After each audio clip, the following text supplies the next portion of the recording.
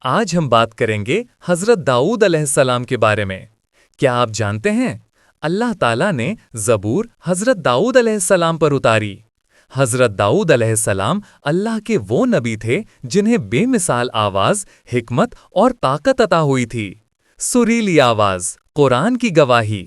اللہ تعالیٰ فرماتا ہے، ہم نے پہاڑوں اور پرندوں کو داؤد کے ساتھ تسبیح کرنے کا تابع کر دیا تھا۔ سورہ سبا آیت 10۔ یعنی جب وہ زبور کو تلاوت کرتے، پہاڑ اور پرندے بھی ان کے ساتھ اللہ کی حمد کرتے۔ حضرت داؤد علیہ السلام کو اللہ نے سب سے شیریں آواز عطا فرمائی۔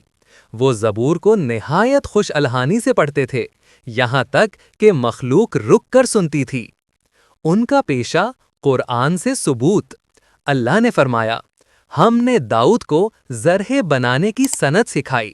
سورہ انبیاء آیت 80۔ یعنی وہ لوہے کی زرہ بناتے تھے اور اپنے ہاتھ کی کمائی سے گزارتے تھے۔ نبی صلی اللہ علیہ وسلم نے فرمایا، اللہ کے نبی داؤد اپنی ہاتھ کی کمائی کھاتے تھے۔ صحیح بخاری۔ عمر کتنی تھی؟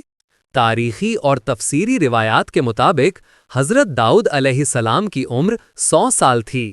محنت کاوش اچھی لگی ہے تو چینل کو لائک، شیئر، سبسکرائب کر دیا کریں۔